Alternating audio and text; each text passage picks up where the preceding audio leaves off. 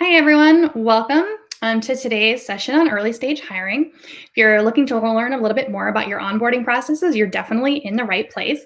And I'm very excited to bring on some good guests to talk about what they've seen in early and later stage companies when it comes to onboarding and making sure that these people we've brought into the fold, brought through the funnel, are really excited about actually get off to a good start in that process. Can be really easy to overlook because we're excited about getting them going on those projects, and we want to make sure that we lay a good groundwork there. So today I'm going to be joined by Jane Hayes and Karen Coe, and welcome to you both. We're going to dive right in. There's a lot to cover today. So Karen, you have a really diverse and robust background. Love to hear a sentence or two just about your background, some of your experience in this employee experience space. Sure. Hello, everybody. My name is Karen Coe. My pronouns are she and her. Super excited to be part of this webinar today. Just a quick story about my background. So my family and I actually moved a lot when I was little. And so as a result, I attended about 4 different elementary schools in 3 different countries. And throughout that experience, really understood what being the new kid at school meant like over and over again. And, grew up really recognizing the power of inclusion and belonging. And then so fast forward until now, I've been in the startup industry for about 10 years, working in employee experience for 8, and really just love being able to be part of that community building for the company because, for me personally, I know that feeling like I am included and that I belong in the space really helps me do my best work. And so I love being able to help cultivate that within the environment for others. Awesome. Thanks so much. I'm really happy to have you here. And then Jane, love to hear a little bit more of your background kind of in operations at startups as well. Yeah. Hey all, I'm Jane. I've been working in startups for the past 5 years, primarily in the operations function. I've helped scale operations teams in the coding bootcamp space. And more recently, I've worked with small SaaS company to build out onboarding, recruiting, and general operations strategy. Well, I have lots of questions ready to go for the two of you, but to our listeners who are listening live, definitely throw them into any of the chats and whatever social network that you're watching this on, and we'll try to address them. If you're watching after, feel free to email or send a comment out to Hustle Hunters. There's the website there, and we'll try to get back to you with some good answers there. So let's get started with you, Jane. Love to hear some things you've seen to be successful when you work on building out an onboarding process. Yeah, so after a few iterations, there are about 3 things that I found that are really make the onboarding process. After a few iterations, the first one is having really clear expectations and success metrics for the onboarding. Not necessarily just what their role is going to be, but also an expectation for how the onboarding will go. What are they going to be learning during this onboarding? What are they expected to learn at the end of each section and at the end of the onboarding versus, what are they expected to really gain a stronger grasp of after the onboarding is ended? I like to have these really listed out so that the manager and the employee can keep track of this as the employee progresses and really make sure that they are succeeding and living up to the expectations of, this new company and this new manager. The second thing I'd say is really defining the ways that the company communicates. I think, the most obvious part of this is, how does a company use Slack versus email?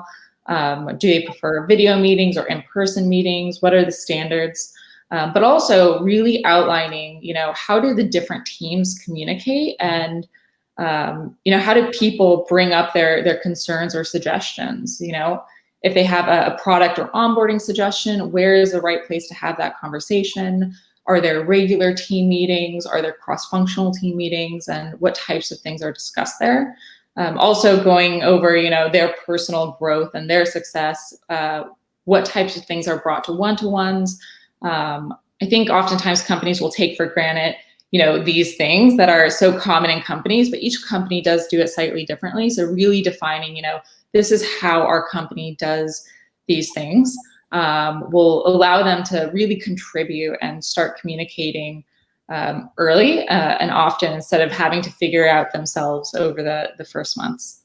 And then the third thing that I think is really important is giving an overview of the company and the market, and really clearly defining how their role fits into the larger picture. I think it might feel natural to just want to jump into the tools that they're using and what their day-to-day is going to look like. But I think, really defining the company goals, the customers, who the competitors are, what is a strategy for the company, and really clearly outlining, the different teams in the company and how everyone interacts with each other will allow them to will allow you to connect the work that they're doing to the larger impact that the company is making. And it'll also give them a frame to think about, like, what do they do and how does it impact the company and other teams as a whole. So as they progress and they work on projects, they know that what they're doing is going to impact this team, and they can be more proactive about including that team, or working with change in an effective manner. Oh, that's so great. I love all three of those points. And I'm thinking especially in a remote setting where, you're onboarding into an environment where you can't look across the room and say, like, who's that team and what do they do? Yeah. Exactly. They might be hidden within Slack. So that's super awesome. So we're going to take a slightly different turn here and talk about some things, some challenges and hiccups that maybe we've seen, and just to kind of emphasize the importance of why we really want to focus on that onboarding process. So Karen. Yes, so challenges and hiccups. So I think the tendency is to assume sometimes that it would be easy for an employee when they're first starting out to understand the people who they need to be getting to know and understanding where things exist, because it comes second nature for folks that are already there. And so I think access and visibility is really important for new employees, and especially during these challenging times when everyone is working from home. I would say that this is very similar to people that are working on distributed teams as well, that aren't at headquarters, that it's not as obvious as to what channels of communication is available to them, where information is stored. And so for startups, you have a great opportunity right now to start, and have that one single source of truth, so that you can always point back to this as that opportunity for people to learn more about what, pertains to their own role, but also, things that are larger for the company, so that it's not, sometimes there's so many different types of communication channels that information can get lost, of knowing if it might exist on Slack or on email or on the company wiki, or just in general, it's something that was talked about at the company meeting. Having that one single source of truth will be something that will be instrumental to you as you scale as a company.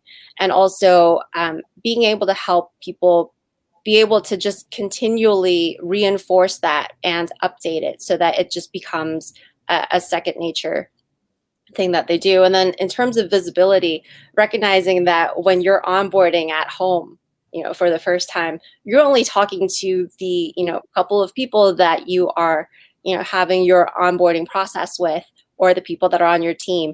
Everybody else is kind of invisible. And so making sure that you're creating opportunities where you can have a buddy that is from a different team that can share about what the employee culture and the company culture is like, or having regular happy hours where new employees can be part of this integration, so that they get to meet people in a more casual way, or having virtual lunches with the leadership team, so that you get a chance to hear about what they're working on and how they're experiencing this work from home environment, is all really helpful. And just getting that opportunity to really connect with people on your teams, because when you're working at a company, you're there 40, sometimes 50, sometimes 60 hours a week. And, being able to really connect and feel like you're building relationships and being part of that same team and the same rocket ship together is really important.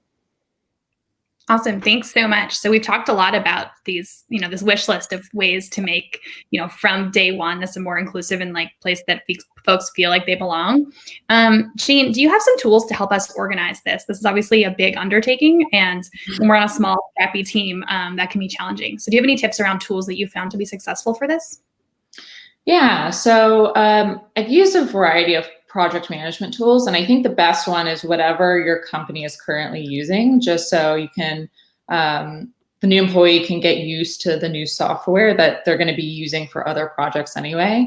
So whether it's Asana or Notion, I think, just kind of organizing it in modules or projects in any of those tools are going to be really effective.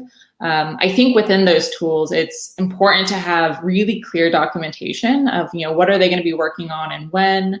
I personally like to use a Google Calendar so that they have like a visual timestamp of this is what I'm going to be doing the next weeks to months. And then, you can revise that calendar and your progress with your manager, or even something like a spreadsheet or, a doc that has like a list of like, this is what you're going to be working on. And then also building in some like regular check-ins, kind of what Karen was saying, like have intentional meetings with, a buddy and your manager. And even as the recruiter, I like to check in to make sure that their onboarding process is going smoothly and they're like getting everything they need. So almost over communicating those check-ins to make sure in the first part that they're getting enough interaction and getting their questions asked, and also getting a chance to experience more of the culture. It can be harder in a remote environment, especially if you're a company that's not used to doing, remote. Then, having a lot of regular intentional check-ins throughout the day for their onboarding, I think is really important. Awesome. That's super helpful. Thank you. Yeah. So a lot of the work that I do with Hustle Hunters as a recruiting firm is helping early stage companies bring the right people onto their foundational teams by leveraging flexibility, knowing that many times that's free. That's an easier conversation to have, and really helps employees and employers get on that same page to thrive. And I found a lot of success coming from that from day one. So Karen, I know that you've worked in some larger companies and kind of seen lots of employees come through. Love to hear just some other like tips around like different accommodations that you've seen to be helpful in getting everyone onto the same page from the get-go. Yeah, so examples of accommodations. So I'd love to bring back what Jane was saying about over communicating. I think especially during this time, there's no such thing as over communicating. It's mostly under communicating, and understanding what is available to you, especially for accommodations working from home. A lot of companies have some kind of stipends that they're working with right now so that they can set up their work from home situations. That's something that, in terms of access, to be able to help your employees understand what's available to them. For parents, I think it's really helpful too to understand if you are doing some kind of caretaking at home at the moment, and what flexibility might look like for you there, and what opportunities there might be for flexibility in terms of meetings where you might need to have your camera on or off, or meetings that are mandatory or not. Just setting the expectations for what your manager is really wanting to see out of you when you're doing your onboarding is really important. I think other accommodations, if we're talking about going back into the office, which at this point, who knows when we're going back in, right? But, going back into the office, understanding that ergonomic equipment is available to you is fantastic. Having an opportunity to, like, if you're a mother who needs a lactation room, that is also something that would be really helpful. If there are any additional perks that come with with joining the company, such as company lunches or gym stipends or phone stipends, making sure that that is all clear and upfront for your employee as well, just so, back to access and making sure that they understand what is available and what being part of this company means and how they're going to be taken care of, I think is really helpful. And then just also having a clear point of contact for all of the questions that they may have throughout this process, because sometimes they don't know what they don't know, right? So as they're finding out from someone else, knowing that it's okay to ask questions, and that, being able to be proactive in both, what Jane said of like doing the check-ins with your employee to make sure that they're having a smooth onboarding process, and being able to help smooth and speed up things if they're not moving as quickly as needs to be. Awesome. Thanks. Yeah. And then I find there tends to be a challenge. People go through the interview process and think like, when do I bring this up? You don't want to feel like you're a burden, and there's a varying range of things that are deal breakers and things that are nice to haves that just like help you thrive. And that's something, that I work a lot with folks on my talent side of like, when do you have that conversation? Love working with great companies who are eager to have that conversation up front so that folks can meet in an interview and actually talk about work and not have to worry about kind of these other lingering logistics in the back of their mind. So the interview process is also very different to the onboarding process. The onboarding process, you've already made a commitment to each other, and there might be an opportunity to speak some truth that maybe were held back in that interview process just because of those fears. So Jane, can you talk a little bit about what you've seen kind of successful in help maybe uncovering and having some of those conversations during the onboarding process? Yeah. So I think, even in the interview process, it's really important to understand understand what the job needs so that you can be prepared to have conversations about accommodations. For instance, I'm pretty sure everyone right now is work from home, but when we do go back into the office, is this going to need to be a full-time in the office role, or is there flexibility? And understanding these answers before you even start interviewing will allow you to be prepared to have these conversations if they come up in the interview. So you can, intelligibly talk about, oh, we need this because of this reason. And you can see how flexible you can be with any given, applicant who needs those accommodations. And then if it is brought up during the interview process, I'd say, do what you can, ask the applicant, what can you do to make sure that their interview process is successful and they're supported. If they do need accommodations, interviewing at different times of day or through different mediums, just ensure that they have what they need so that they can feel comfortable during this process. And then, before the employee even starts on day one, after they've signed the contract, I think is a really great time and a time that I usually have the conversations to get them set up with everything that they need to be successful in the role, kind of everything to do with day one logistics. What type of equipment do they need? What does their schedule look like so that we can set up their onboarding schedule and, set up expectations. Normally when we're on site, this is a time where I'll give them directions to the office, give them like tips for parking. But it may be, what are their preferred hours for meetings or for setting things up? When can they come into the office? Do they need any extra equipment? And then kind of as Karen was saying, really clearly let them know how they can make accommodations and how they can make these requests. Usually it's the HR person or recruiter where they can go and make further accommodations so that if there is something that needs to come up later on, or if there's a change in their lives, then they have an avenue and where they can go and get that addressed, and continue to check in to make sure that they have a continued smooth transition, throughout their onboarding and then throughout their time as an employee, because things change, accommodations may change, and understanding what the role is needed and what your company can do to make your employees successful in the role, I think is really important. Yeah, that's awesome. I think one thing that I'd like to add to this as well is, while you're talking about access during the interview process, I think understanding what their physical or accessibility needs are in terms of maybe needing captions or needing an interpreter sorts is also really helpful to know, and you'll likely learn during the interview process, so that as you're moving into the onboarding process, that you also recognize that this will be something that this individual will need to be able to be successful at the company. Yeah, that's great. And I think, yeah, making sure there's a communication between the interview process and the onboarding in case there's different people involved to make sure there's not like major hiccups there. Yeah. I love that. So Karen, you talked a lot about belonging and how important that is to you in your life and something you've kind of dedicated a lot of your career towards. Can you talk to me a little bit about culture as like a living entity? We hear culture as like kind of the negative of like, oh, I didn't want this person, my team, because they're not a culture fit, can, lead to lots of bias and have that inclusion there. But culture is, a living, breathing thing and can have a lot of opportunity. And most of us are seeking out a certain culture when we begin a job search or when we're trying to bring people onto our team. So can you talk about that a little bit? Sure.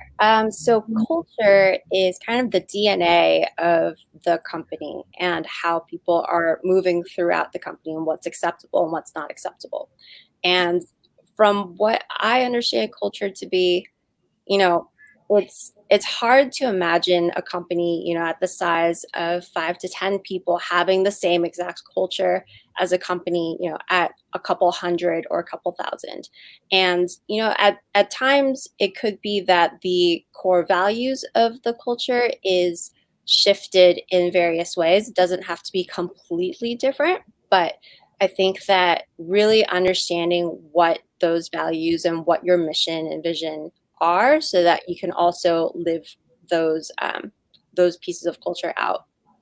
And in terms of culture as a living entity, I think as the company is growing, it could be going from trying to scale very quickly and trying to find that fit, that product fit, to getting to a point where you're trying to refine your processes and getting out of tech debt that folks might end up into if they're trying to scale too fast. And even then, like, there are some changes in culture as the company starts refining. And also when you're talking about culture fit versus culture add, I prefer culture add. And I think that we used to talk a lot about culture fit, of if that person is someone that you're going to want to have a beer with, after the interview process. And, as we're thinking about culture fit, I think it's also important to think about how diversity plays into your teams and how important it is to have a diverse set of opinions and backgrounds, because that really helps you mitigate blind spots that you might have on your team. If everyone on your team has similar backgrounds, they may end up thinking in similar ways, and you may be glossing over something that could become a huge problem later on. And so the more you're able to think about, intentionally, who do I have on my team right now? And where can we, what opinions and what ideas and what perspectives are we missing at this point?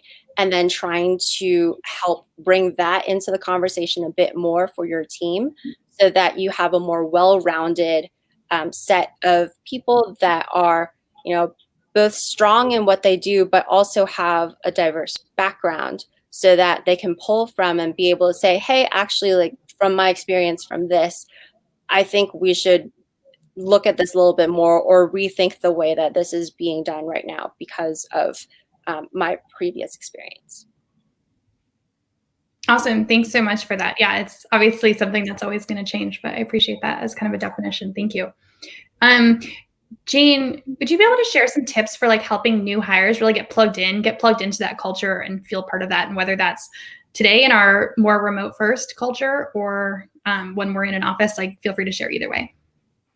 Yeah, I think being really intentional about it is the key. And I think especially in a remote environment, it may feel weird to, design a bonding time, or, a get together with actual questions that people ask to get to know each other, because it doesn't feel natural. But I think spend time like building different norms and a structure for how we're going to interact in a remote environment is really important. I think, when we're working face to face, we take for granted how natural it feels to go eat lunch and start up conversation naturally about events that are happening around you. And moving into this remote environment, it's new for a lot of us. We haven't done this. We're in this environment for the first time, and we don't have those normal cues or norms that we can lean on to connect with people. So we have to define those and define what they look like. And this means, defining, how are we gonna check in with each other in the morning? How are we going to, bring up non-work related topics? Is this going to be a Slack channel? Are we going to have, regular meets and coffee meets that are, virtual? Are we going to do a social hour where, maybe we all do trivia together or something else? Spending time thinking about ways you can connect and planning out gatherings and being really intentional about those gatherings and making sure everyone feels included, I think is really important, especially in a remote environment. It'll likely feel uncomfortable for a lot of people, but I think if you work on making everyone feel really included and ask them, what does it take for you to get to know someone and try and incorporate some of their comforts into the meetings and the events that you have. Then over time, it'll start to feel much more casual and normal, and people will start to feel included and, be a part of the community. Yeah, that's awesome. Something else I've noticed from the parent perspective is offering childcare stipends, companies like Flexible or Urban Sitter, to help make those more informal times happen. I found to be really successful, as opposed to feeling like you need to squeeze all your time in. And, if you're going to cut one meeting out of your day, it's probably that informal one. And you kind of miss out on those other big parts of reminding you to anchoring you to your mission and what you're building. To add to what Jane and what you've been saying already, I think that being really specific about what meetings need to have the video on versus off is really helpful as well, because depending on your current situation, there has been research already around how there's been meeting fatigue from having video meetings all the time, and having that opportunity, and also depending on access for the individual, right? Because sometimes they may be in an area where they have really poor Wi-Fi, and so it might be difficult for them to have their video on all the time. But having that opportunity to not always have to have that on is really helpful as well, just as they're getting situated, and also finding more creative ways to create those the casual bonds. So not only depending on video, but also having phone calls every once in a while. You could take a social distance walk with your new colleague, but finding opportunities where it's to connect in a more meaningful way outside of work is super helpful, especially right now, and especially for folks who are maybe sheltering in place, and this is their connection to a larger community that they're really excited to get to know. Yeah, huge opportunity right now for employers really to deliver beyond, in onboarding as well as beyond, and really make these strong communities. That's awesome. So if you have questions, definitely throw them into the chat. I have really good news for everyone that's watching and has been taking fastidious notes on what Jane and Karen are saying, is that both of them are actually on the job market right now and kind of looking for what that next step in their careers is. So I'm sure they'd be open to a conversation if you're interested in learning more about what they could do for your organizations. So let me throw up Jane's email here, and then Karen's email. And then I'm going to send them off backstage. Thank you both so much for your time, the attention to really taking years of experience and distilling it down into 28 minutes. Really appreciate your making that really quick and punchy to help us all have better, more inclusive organizations. So thank you. And I'll introduce next week's session. Thank you both. Thank you. Awesome. Well, next week is our last and final discussion, and we're going to talk more specifically about inclusion, something we've kind of been weaving throughout the rest of our discussions. And we're going to talk with Trish, who's the head of recruiting or senior recruiting manager at Magoosh, and she's going to talk a lot about what DEI means at Magoosh. We're going to talk a little bit about what are you big enough for? What at your different stage, at your 5 employees, 10 employees, 100 employees makes the most sense when it comes to feedback channels and employee resource groups and special resource groups. So we'll be able to have that discussion. I'm really excited to tie a lot of the pieces that we've already discussed. You can register at tinyurl.com/hiring series. And I look forward to seeing you all next week. Thanks for listening, everyone.